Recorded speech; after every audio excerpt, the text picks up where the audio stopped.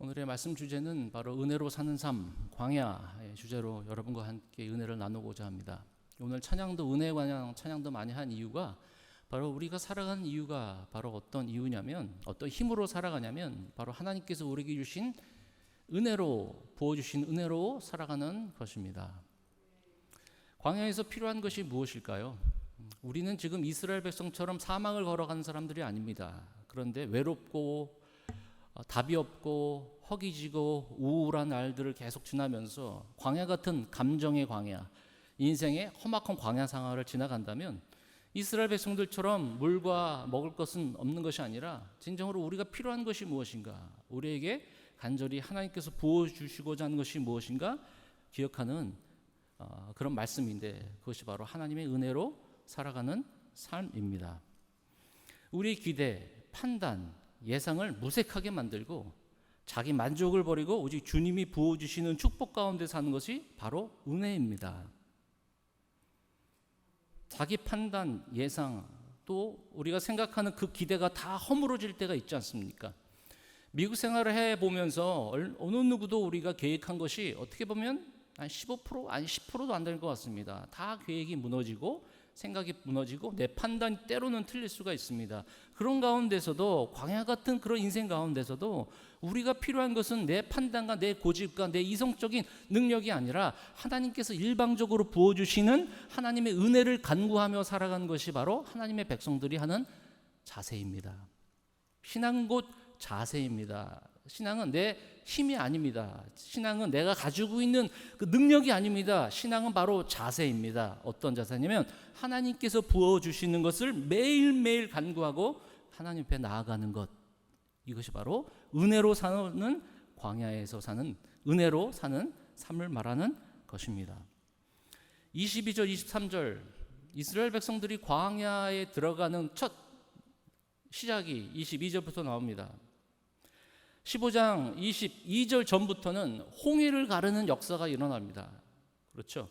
홍해를 갈라요. 그리고 15장에 보니까 모세와 그 누이 미리암이 하나님께서 위대한 일을 행하셨다 그러면서 찬양을 하며 우리의 힘이 되시고 우리의 모든 것 되신 하나님을 높입시다 라고 즐겁게 찬양하며 홍해를 건너왔는데, 22절에 모세가 홍해에서 이스라엘 인도하며 그들이 나와 수르광야에 들어가서, 출애굽기 3장에 하나님께서 이스라엘 백성들을 가나안 땅, 젖과 꿀이 흐르는 가나안 땅으로 들어가게 하는데 곧바로 열흘 정도를 통해서 가나안 땅으로 들어갈 수 있는데, 광야로 모세를 통하여 수르광야로, 아니 그것도 홍해를 갈라서 나왔던 그곳이 바로 물도 없고 먹는 것이 없는 광야로 하나님께서 보내셨다는 것입니다. 은혜를 사는 것, 첫 번째, 믿는 사람도 피할 수 없는 장소, 바로 광야입니다. 믿는 사람도 피할 수 없는 장소, 광야. 출애굽기에 여러분 구약의 어느 장이, 어느 책이 가나안 땅에 들어가나요? 어느 책이, 구약 어느 책이 가나안 땅으로 들어가나요?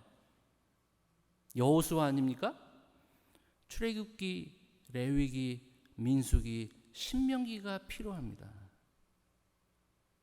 믿는 사람들도 절대로 피할 수 없는 것이 바로 광야입니다.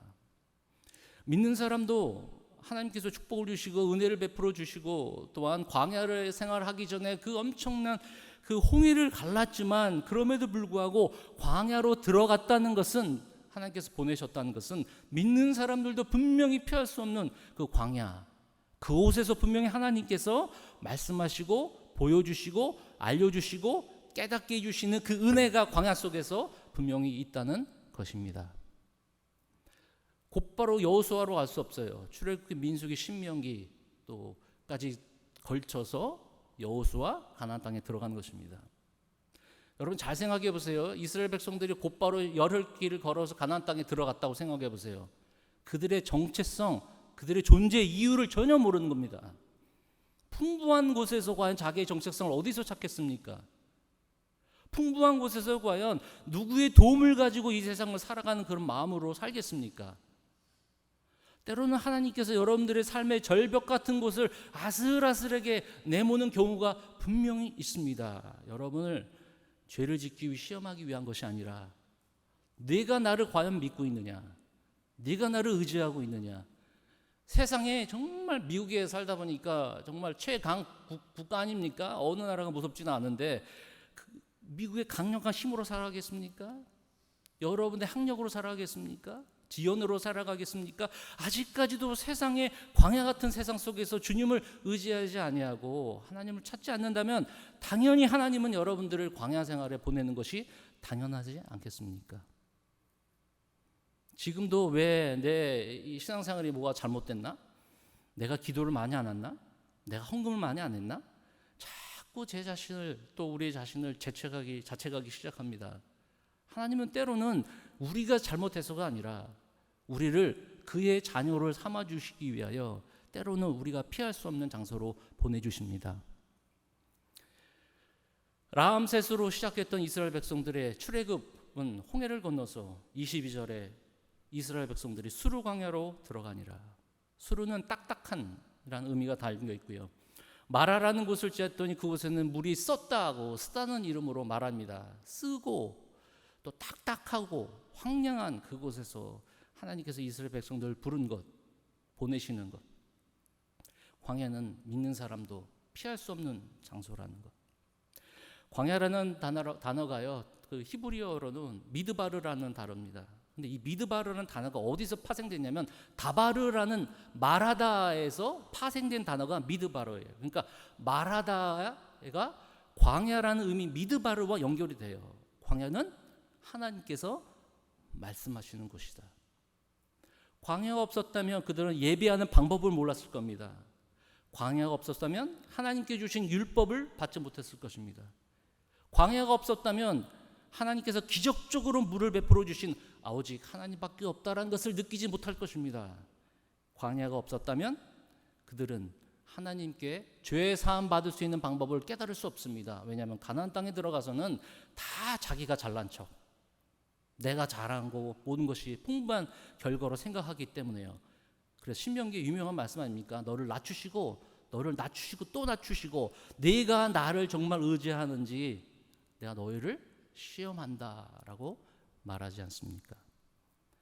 광야에서 믿는 사람들이 얼마나 변화가 되었습니까? 다윗은 14년 그가 왕이 되기 전에 우리가 알다시피 시편에 있는 정말 하나님 앞에 탄원시가 아닙니까? 나를 도우소서 다 광야에서 쓴 것이 대부분입니다.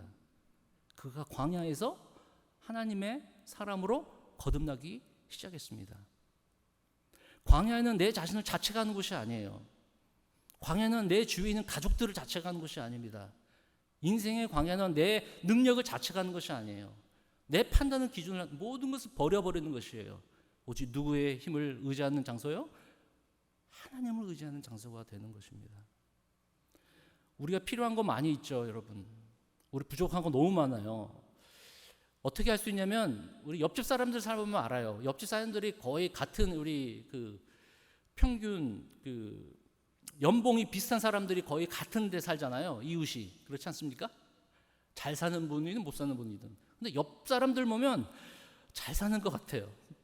옆 사람들은 모든 것이 일이 잘 풀리는 것 같아요. 근데 광야길로 들어간 우리 인생이 과연 남들을 비교하고 남들이 가지고 있는 거 없는 것 있다고 해서 자랑할 것 그것이 하나도 없다니까요. 인생은 정상으로 올라가는 것이 아니라 광야를 지나 관안으로 들어가는 것이 바로 인생입니다. 산 정상으로 올라가는 것 그렇게 너무 추구하지 마십시오. 언젠가는 정상에서 내려오기 때문에. 인생은 광야 같은 인생에서 정상이 되려고 노력하는 것이 아니에요. 광야는 지나가는 곳이에요. 무엇을 가지고요? 믿음을 가지고 요단강을 지나 하나님께서 마련하신 그 평화로우신 완전한 하나님의 나라에 들어가기 위해 이 세상에 믿음을 갖고 불신앙이 아니라 광야에서 죽은 사람들이 아니라 불신앙을 갖지 아니하고 신앙을 갖고 광야길을 지나가면서 살아가는 사람들 여호수아와 갈렙 그 세대들이 바로 그 황홀한 그 땅으로 들어가지 않았습니까? 다윗뿐만 아니라 아브라함에게도 광야로 보내기 시작했습니다. 내 본토 친척 아비집을 떠나가라. 그들이 바로 유목민을 시작했어요. 그들이 가면 갈수록 한 곳에 정해지지 않았어요. 계속 가면 갈수록 누구의 힘을 간구합니까? 누구의 능력을 간구해요? 하나님의 능력을 간구하기 시작했습니다. 그렇지 않습니까? 사랑하는 새로운교회 성도 여러분, 광야 같은 인생, 여기에 이스라엘 백성들을 완벽한 홍해길을 건너셨지만 물이 장벽을 침으로 그 마른 땅으로 건너가게 했지만 이제는 그 마른 땅이 황홀한 광야 마른 땅이 아니라 정막이 흐르고 물이 없는 곳으로 보내주셨다는 것은 분명히 하나님의 믿는 사람들도 역시 계획이 있으셨다는 것을 꼭 기억하시기를 간절히 바랍니다. 그 믿음을 갖고 있어야 합니다. 22절 보니까 이런 말씀이 또 있어요. 수르 광야에 들어가서 거기서 사흘 길을 걸었으나 물을 얻지 못하고, 광야에 들어가서 물이 없다. 그곳 이름을 23절에 마라라 이르렀더니 그곳 물이 솟아 마시지 못하였으므로 그 이름을 마라라 하였더라. 광야길에 들어서서 정말로 중요한 게 또 한 가지가 있어요. 한 가지가 있어요. 그것이 바로 하나님의 강권적인 능력을 기억하며 지나는 것이 바로 광야입니다. 하나님의 강권적인 능력을 기억하며 지나는 광야. 어떤 능력이 말씀을 드린 건가요? 홍해를 갈랐던 그 능력을 기억하라는 것이에요. 광야 생활할 때는.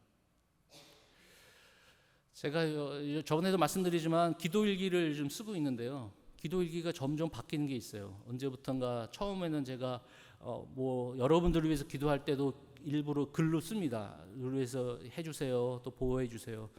근데 기도가 점점 쓰다 보니까 바뀌는 그 제목들이 뭐가 있냐면요, 하나님께 감사와 은혜밖에 없는 것 같아요. 이렇게 해주셔서 정말로 감사하네요. 지난 날을 돌아보니까, 지난 날을 생각하니까, 이 자리에 서 보니까 감사밖에 없어요. 그 힘이 저한테 큰 보탬이 되더라고요. 지금에서는 뭐가 답이 보이지 않는 것처럼 우리 인생이 보일 수도 있어요. 그런데 내 자신을 바라보는 것이 아니고 하나님께서 홍해를 가르셨던 그 놀라운 일들, 출애굽을 시켰던 하나님의 능력을 꼭 기억하라는 말씀입니다. 우리가 기억할 것은 현재 내 힘이 아니에요. 하나님께서 나에게 행하셨던 모든 일, 그 모든 일을 꼭 붙잡고 있는 것입니다. 꼭 기억하는 것이에요. 속도감 있는 삶에 중독된 우리들, 덧없는 것에 정신 팔려 영적으로 묻어진 시대, 삶의 목적이 무엇인지, 무엇이 내 자신을 만드는 것인지, 하나님의 강건적인 역사 아니면 내가 아무것도 할 수 없다라는 그런 간절한 믿음이 우리 모두에게 있기를 간절히 바랍니다. 한 영재 아이가 있다고 생각하십시오. 음악적으로 아주 똑똑한 아이입니다. 다른 사람들에다 갈채를 받고 박수를 받죠. 근데 광야에서 그 아이가 누구를 통해서 과연 갈채를 받고 박수를 받을 수 있을까요? 자신의 아이의 존재는 퍼포먼스, 그 존재는 여태까지 자기 한 거에 대한 주위 사람들의 평판 때문에 살아갔다면, 광야 같은 곳에서는 내 평판이 중요한 것이 아니에요. 다른 사람이 지금 생사가 달려있는데요, 내 평판이 무엇이 중요합니까? 내 정체성이 과연 어디서 발견합니까? 내 정체성이 하나님께서 시내 산에 올라가서 모세를 통해서 너희는 나의 백성이 되고 난 너희 하나님이 된다라는 언약 관계를 맺어주셨다는 그 관계가 광야에서 가장 그들이 가지고 있는 특별한 특권을 갖게 된 것입니다. 난 너희 하나님이고 난 너희 백성이, 내 백성이고 너는 하나님이 되는 것이다라는 그런 언약을 맺어주시는 그 관계, 그 정체성은 내가 주님 안에서 발견돼야 되는데, 내가 가지고 있는 것으로 내 정체성이 발견된다면 여러분 아직도 광야에서 헤쳐나갈 길이 까마득할 것입니다. 여러분, 우리가 매일매일 무엇을 간구합니까? 우리가 매일매일 무엇을 간구합니까? 여러분, 우리가 필요한 거 간구할 수 있어요. 그런데 혹시 하나님, 난 자격이 없어요. 나는 아무것도 능력이 없어요. 그렇지만 주의 자비하심과 주의 은혜로 내가 주님만을 간절히 사모합니다. 주님만, 자격 없는 저에게 하나님의 한량없는 사랑을 덧입혀 주시옵소서. 그게 은혜 아니겠습니까? 기독교의 최고의 단어는 은혜 아니겠습니까? 자격 없는 죄인이었던 너. 또 이 F 학점이었는데 A 학점으로 여겨주시는 하나님의 그 은혜 때문에, 그 은혜로 말미암아 성령으로 다시 한번 그의 자녀로 확신시켜 주시고, 또한 그 아들을 보내주신 그 하나님께서 또한 다른 것으로 우리에게 채워주시지 않겠느냐라는 하나님의 놀라운 그 강권적인 능력의 역사를 기억하며 우리가 살아가는 것이 바로 광야가 된 인생을 살아가는 방법입니다. 사랑하는 새로운교회 성도 여러분, 우리가 매일 광야 같은 이민생활을 하면 기억할 것은 이전에 나를 도와주셨던 하나님, 이전에 강건적인 하나님 역사를 오늘부터 기록해 보세요. 좋은 전화기 갖고 계시니까 노트에 집어넣으시기 바랍니다. 때론 괴로울 때, 때론 힘이 들 때 그 노트를 바라보십시오. 내가 무엇을 했는지 예전 한국에 있었던 일을 기억하지 마시고 이전에 나에게 작은 일이라도 행하셨던 놀라운 하나님의 은혜를 기록하시기를 바랍니다. 지난 시즌에 총회 있었잖아요. 총회 있는 가운데서도 저희 너무 걱정했거든요. 어떻게 행사를 할 수 있는지. 근데 지나고 나니까 말이 안 되거든요. 우리 40명의 목사님, 사모님들이 몇백 명 사람들을 설교한다는 게 그게 불가능합니다.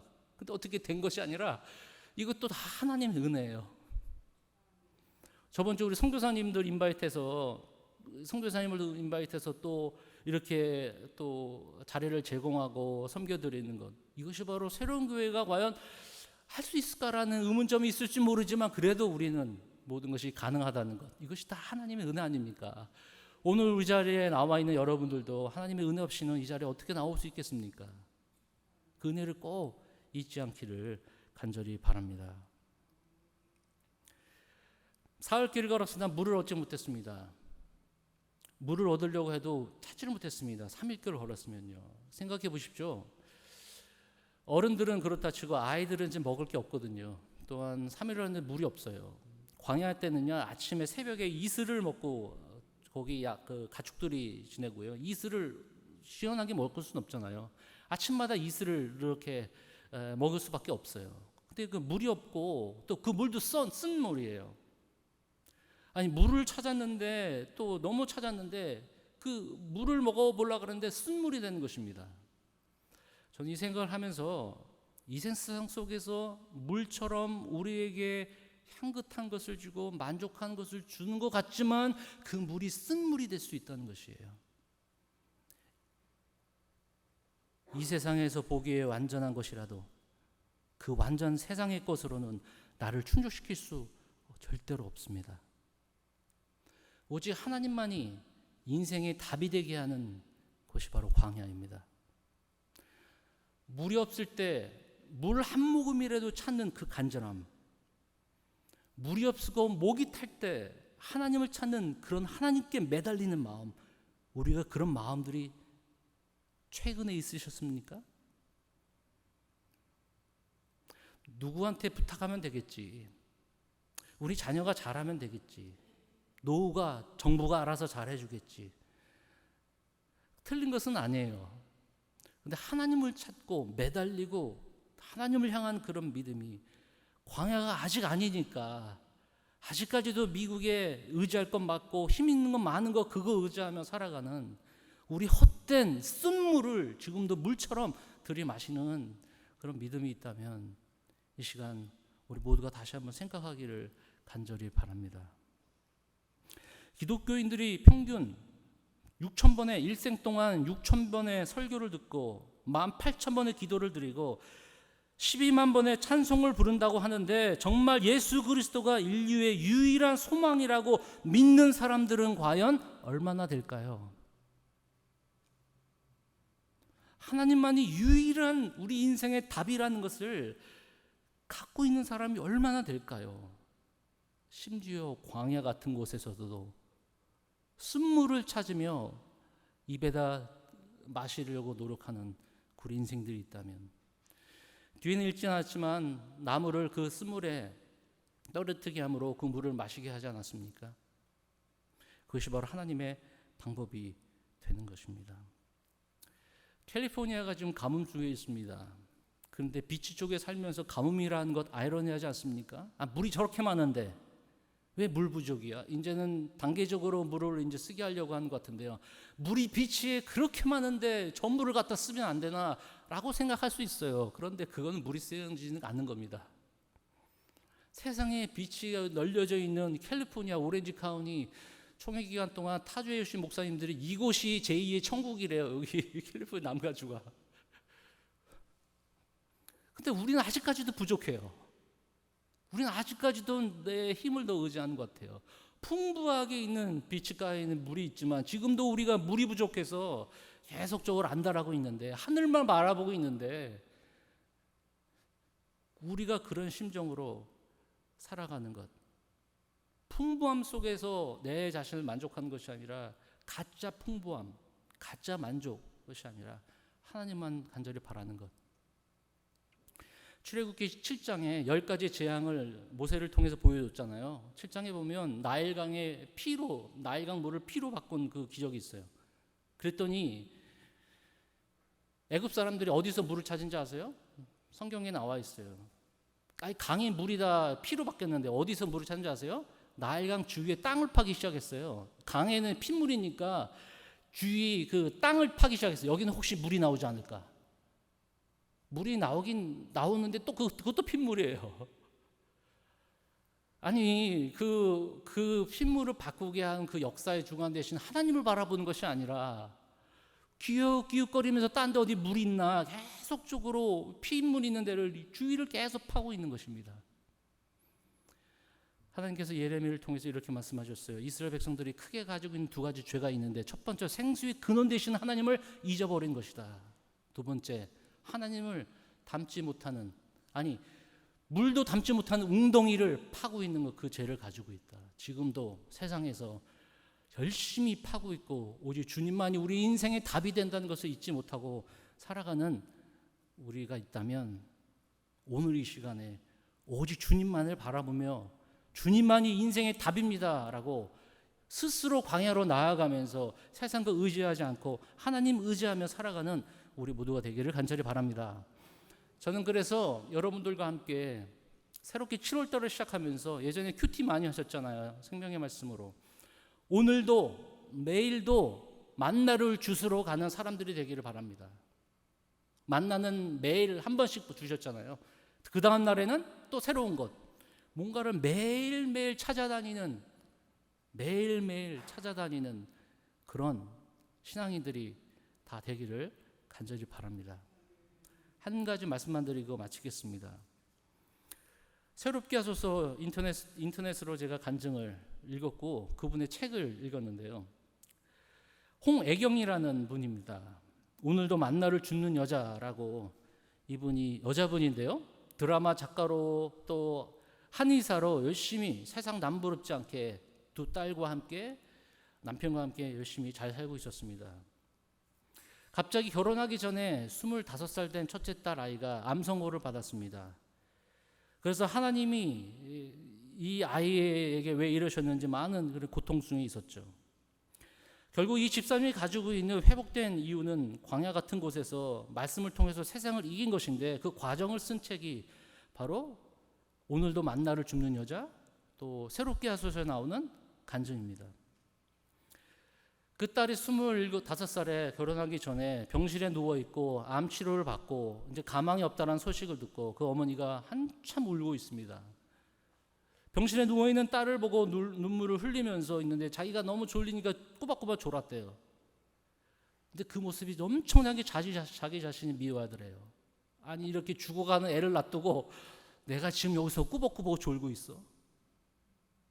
근데 말씀을 묵상한 생각이 난대요. 이스라엘 하나님은 졸지도 아니하시고 주무시지도 아니하시고 영원토록 우리와 함께 하신 그 하나님, 역시 나의 인간으로서는 할 방법이 여기밖에 없구나. 거기서 자신을 포기하기 시작했대요. 나는 꾸벅꾸벅 조는 거예요. 그 가운데서도 딸이 죽어가는데 배가 고픈 거예요. 그게 딸 엄마로서 할 수 있겠습니까? 그 자신을 한탄하면서 나는 여기까지. 이제는 하나님께 이 아이를 맡기는 것. 하나님이 기적적으로 치료했으면 좋겠지만 이 아이는 세상을 떠났습니다. 떠나기 전에 이 딸이 그렇게 얘기했대요. 엄마 슬퍼하지 마. 난 하나님의 딸이야. 난 하나님의 딸이야. 이분이 이렇게 얘기합니다. 말씀을 먹으며 살아난다는, 말씀으로 살아내는 삶의 향기가 있다. 사랑하는 딸을 먼저 보내고 커다란 스품 속에 있는 나에게 찾아온 하나님 말씀 큐티.